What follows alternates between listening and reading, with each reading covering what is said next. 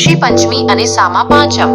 ભાદરવા સુદ પાંચમ, જે ઋષિ પંચમી તરીકે ઓળખાય છે, આ દિવસે બહેનો વ્રત ઉપવાસ કરીને સામો નામના ખાસ જંગલી ચોખા આરોગે છે. આ કારણે લોક સંસ્કૃતિમાં આ વ્રત સામા પાંચમ પણ કહેવાય છે. પાંચાળ પંથક એટલે કે સુરેન્દ્રનગર જિલ્લાના થાનગઢ પાસે આવેલા તરણેતર ગામનો વિશ્વ પ્રસિદ્ધ ભાતીગળ લોકમેળો, જે શ્રી ત્રિનેત્રેશ્વર મહાદેવના મંદિરના પ્રાંગણમાં યોજાય છે, તેનો આ દિવસે અંતિમ દિવસ હોય છે. પ્રજનન અને માનવ સંસ્કૃતિ. પૃથ્વી પરની દરેક સજીવ સૃષ્ટિના અસ્તિત્વ માટે પ્રજનન આવશ્યક છે. સમગ્ર સજીવ સૃષ્ટિના ક્રમિક વિકાસ અને સ્થાનમાં માનવજાતમાં લાગણી અને ચેતનાનું સ્થાન ઉચ્ચ છે. પેઢી દર પેઢી ચેતનાનો ઉચ્ચ વિકાસ થાય અને પૃથ્વી પરની સમગ્ર સજીવ સૃષ્ટિની સુખાકારી તેમજ પ્રકૃતિ અને પર્યાવરણનું સંવર્ધન અને સંરક્ષણ થાય, તે માટે ઉત્તમ સંતતિ પેદા કરવી એ મનુષ્યની ફરજ અને કૃતજ્ઞતા છે. વંશને વધારનાર અને તેમાંય ઉત્તમ સંસ્કાર આવે તે સ્ત્રી દ્વારા જ શક્ય છે. આથી ભારતીય સંસ્કૃતિમાં મૂળ ઉત્પાદક હેતુ અને સ્થાન એવા સ્ત્રીત્વને ઉચ્ચતર બનાવવા માટે જપ, તપ, વ્રત, ઉત્સવ વગેરે દ્વારા આ ધ્યેયને સિદ્ધ કરવા રૂપક સ્વરૂપે આ વ્રતાદિની પરંપરા સર્જાય છે. આયુર્વેદ અને ઋષિ પરંપરા. માનવનું સર્જન સ્ત્રી બીજ અંડાણુ અને પુરુષ બીજ શુક્રાણુના ફલનથી સ્ત્રી શરીરમાં થાય છે. પુરુષ તરફથી માનવ સર્જનમાં શારીરિક સૌષ્ઠવ અને બળને લગતા પરિબળો મળે છે, જે સ્થૂળ હોય છે, પરંતુ સ્ત્રી તરફથી અતિ મહત્વના સૂક્ષ્મ પણ જીવંત ભાવો, લાગણી, ઉત્સાહ, સર્જનાત્મકતા વગેરે જન્મ લેતા મનુષ્યને મળતા હોય છે. આ ભાવો એ મનુષ્ય દ્વારા સમગ્ર સજીવ સૃષ્ટિની સુખાકારીને અસર કરે છે. આથી સ્ત્રી બીજ અને ગર્ભાશય ઉત્તમોત્તમ બને અને રહે તેવો સમગ્ર પ્રયત્ન પ્રાચીન ભારતના સંશોધક અને વૈજ્ઞાનિક સમા ઋષિઓનો હતો. દક્ષિણાયનને પિતૃપક્ષ પણ કહે છે. આ સમયગાળામાં ચંદ્રના કોસ્મેટિક ઇલેક્ટ્રોમેગ્નેટિક રેઝ અત્યંત પ્રભાવી રહે છે. આથી પૃથ્વીવાસીઓ બળ, વર્ણ અને ઉર્જાની પ્રાપ્તિ કરે છે. આયુર્વેદિક દ્રષ્ટિકોણથી આ સમયકાળને વિસર્ગકાળ કહે છે, જેમાં માનવનું પ્રકૃતિમાંના પ્રકાશ, વાયુ, જળ અને વનસ્પતિઓના ખાદ્ય વગેરે દ્વારા બળ ઉત્સાહ વધે છે. પરંતુ આ ઉર્જા ઉત્તમ ગુણવત્તાની સંગ્રહિત કરી શકાય તે માટે તેને કન્ડિશનિંગ કરવી પડે છે, જેના માટે ભારતીય સંસ્કૃતિમાં વિવિધ વ્રત ઉત્સવ આ દક્ષિણાયનમાં ઉજવાતા આવ્યા છે. ઉપર લખ્યું તેમ ઉચ્ચ ઉર્જા અને ચેતનાવાળી માનવજાત પેદા કરવા ઉત્તમોત્તમ સ્ત્રીબીજ અને શ્રેષ્ઠ ગર્ભાશયની જરૂરિયાત હંમેશા રહે છે. આ માટે ભારતીય સંસ્કૃતિમાં અને વિશ્વના મોટાભાગના દરેક ધાર્મિક સંપ્રદાયમાં રજસ્વલા પરિચર્યા આ ખાસ હેતુથી પાલન કરવાનો આગ્રહ રખાયેલો હશે. ઋષિ પંચમી અને સામો. તાજેતરમાં થયેલા મેટાફિઝિક્સ સાયન્સ આધારિત વૈજ્ઞાનિક સંશોધન બતાવે છે કે આજે સ્ત્રી વંધ્યત્વ માટે સામાન્ય નિદાન બની ગયેલા PCOD/PCOSના સ્ત્રી દર્દીને સતત 7 માસ માટે રજસ્વલા પરિચર્યાના 4 દિવસમાં વર્ણિત આહાર, વિહાર અને કેટલીક સાવધાનીઓનું દૃઢ પાલન કરાવવામાં આવે તો આ વિકારની અન્ય ચિકિત્સા ઝડપથી શ્રેયકર બને છે.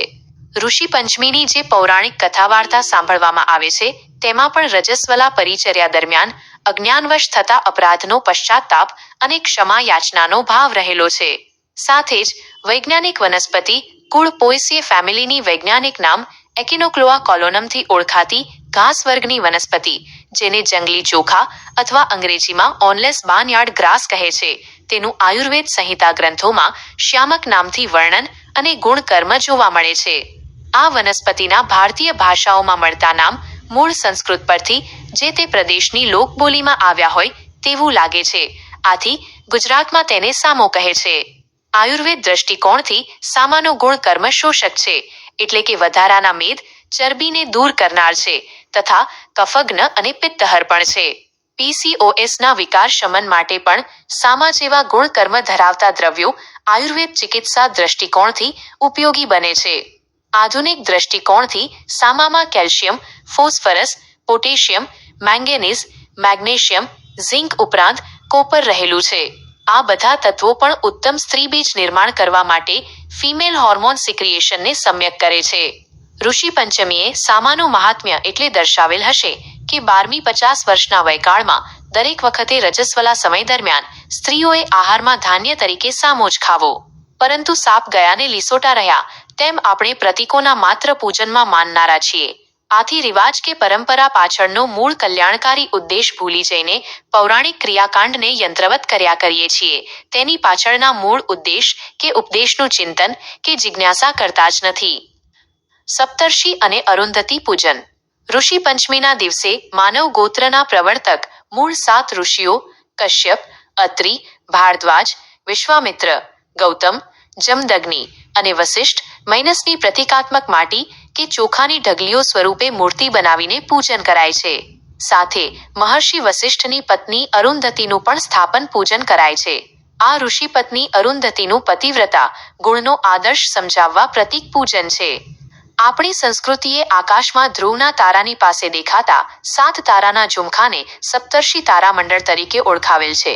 આ તારામંડળના તારાઓના નામ સ્વયંભૂ નામના પ્રથમ મન્વંતરના 7 ઋષિ મરીચિ, અત્રિ, અંગિરા, પુલસ્ત્ય, પુલહ, ક્રતુ અને વસિષ્ઠ માઇનસ પરથી અપાયેલ છે. જેમાં વસિષ્ઠ તારાની બાજુમાં દેખાતા ઝાંખા તારાને અરુંધતીનો તારો કહેવાય છે. લગ્નની પૂર્વ સંધ્યાએ કન્યાને આ અરુંધતીના તારાનું દર્શન કરાવાય છે. ફેબ્રુઆરી એટલે કે ફાગણ ચૈત્રથી ઓગસ્ટ એટલે કે શ્રાવણ ભાદરવા સુધી સપ્તર્ષિ તારામંડળના આકાશ દર્શન કરી શકાય છે, પણ ભાદરવા પછી નથી થતા. આથી કદાચ ભાદરવા સુદ 5મે આ સપ્તર્ષિનું પ્રતિકાત્મક પૂજન કરાતું આવ્યું હશે. ઋષિ પંચમીએ અત્યારે જે 7મો મન્વંતર વૈવસ્વત ચાલી રહ્યો છે તેના ઋષિ માઇનસ કશ્યપ, અત્રિ, વસિષ્ઠ, વિશ્વામિત્ર, ગૌતમ, જમદગ્નિ અને ભરદ્વાજ નું પૂજન અર્ચન કરાય છે. ભાદરવા સુદ 5મ એ દક્ષિણાયનમાં આવે છે અને પિતૃપક્ષ છે. તેનો મૂળ ઉદ્દેશ પેઢી દર પેઢી ઉત્તમોત્તમ સંસ્કારી સંતતિ પેદા થાય એ હોવાથી દેવને બદલે ઋષિઓનું પૂજન અર્ચન કરાય છે.